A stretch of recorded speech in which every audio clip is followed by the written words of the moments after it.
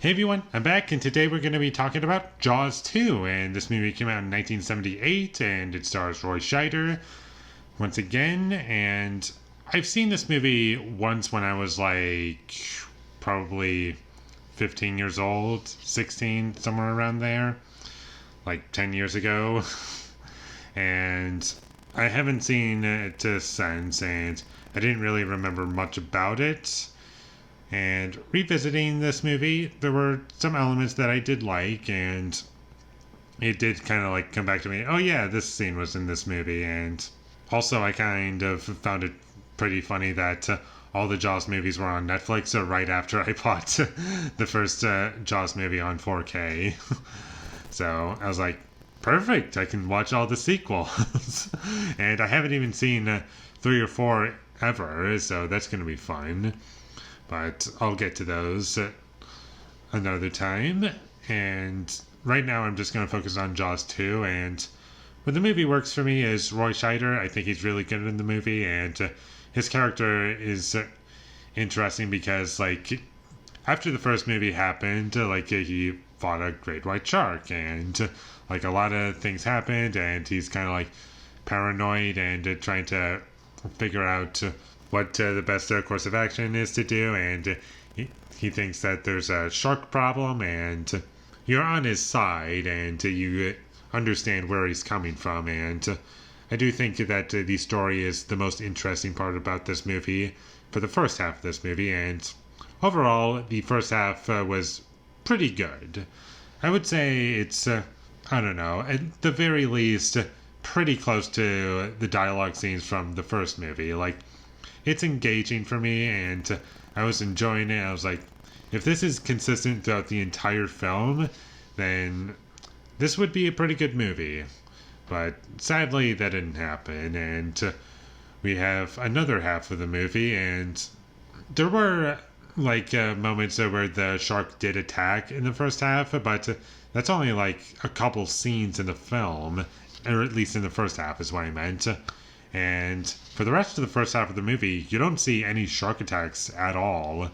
And once you get to like the last 40 minutes of the movie, it's pretty much just all action, and the shark is constantly attacking, and it gets very repetitive, and there's lots of really annoying characters in this movie, mostly the kid characters, and the actors who portray them aren't exactly the best, and they get pretty annoying as the movie goes along. And at the very least, there are some kid characters in that group of kids that aren't as annoying as others, because some of them don't talk at all. Like the youngest one, Sean, I didn't find him to be the most annoying throughout the entire film, because there were points where he just didn't talk at all. I was like, this is working for me.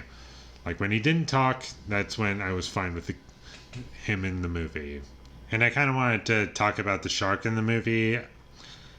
There were points where the way it was presented, I didn't really care. Like, the way it was presented, like, it had like a burnt side on the side of its head, and I thought that looked kind of goofy. And the way the shark would attack at points, I found to be unintentionally hilarious.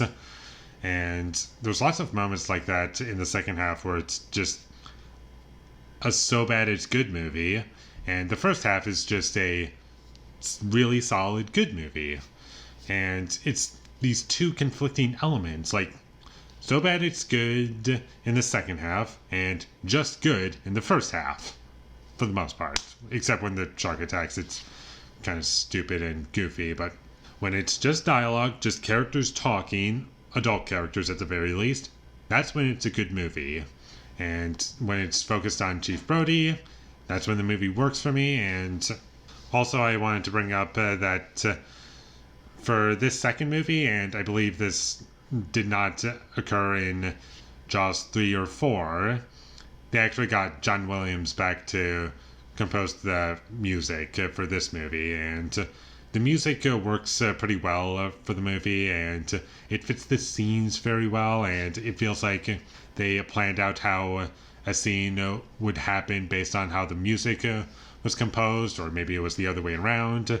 Either way, like, what was happening visually and what was happening musically, I felt was mixed very well. Like, I'm not talking about like the sound mixing, I'm talking about like story-wise how things happen. I thought it was like a great combination of things going on, and it goes a long way, and I think that improves the movie a lot. And also, one thing that I'm grateful for about this one is that they don't spam the Jaws theme, and that was something that I was kind of worried coming back to this movie, was that, is it just gonna spam the theme throughout the entire film? And thankfully that did not happen. They didn't really use it too much, all now that I think about it. But going back to the shark, the way it was kind of presented, sometimes it would like pop out of the water and just like hit a boat, and that was goofy, or like it dragged a helicopter down into the water, and that was kind of silly. And there were points where it had like close-ups on like the shark's eye, like you saw that much of its head basically. And to tell you the truth, it kind of looked more cute than terrifying. Like, I thought it looked kind of cute, I'm not gonna lie. But there's one element to the shark and how they used it that I really liked, and it was a jump scare, or at least that's how what I felt what they were doing is that they used the shark as a jump scare. And I thought it was actually effective because you're underwater. And I'm just going to talk about how it was done. And if you watch the movie, I think you'll understand what I'm talking about.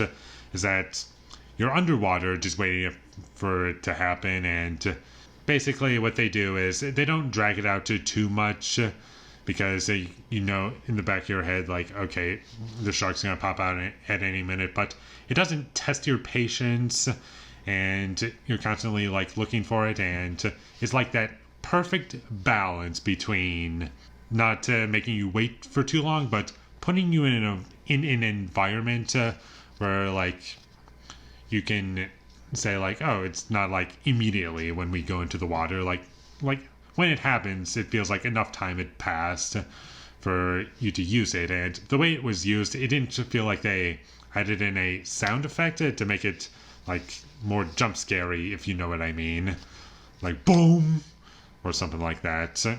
Like, I think it was just the music that made it feel like a jump scare, and it wasn't anything overly loud, and it was kind of surprising. And you're like looking at the character, you're like, get out of there, and you're with them, and I thought that was good. And as far as horror goes, I thought that was the best part of the movie. And overall, I did feel as though the movie was too long. Not for the first half, but the second half. Like, you could have cut out at least 15-20 minutes out of that second half, and I think the movie would have been a lot better if you had done that.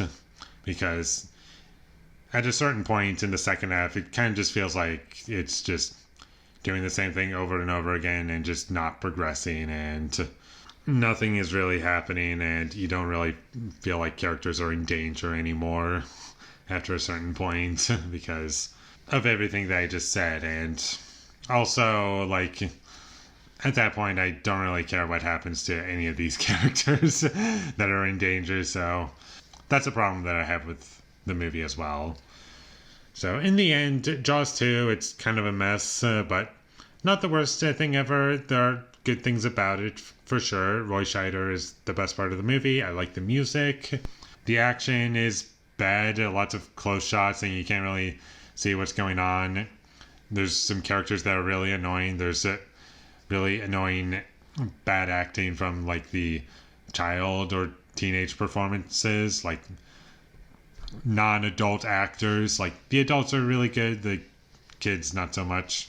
And the second half is at points hilariously bad, and the shark moments don't really work for me for the most part. And overall, it was a mix between pretty good and kind of bad. So it's not really a movie you need to see. Like, if you really want to watch the good version of this movie, just stop watching after the first half. Like, once you get like an hour into the movie, stop watching after that, because the rest of it you really don't need to watch.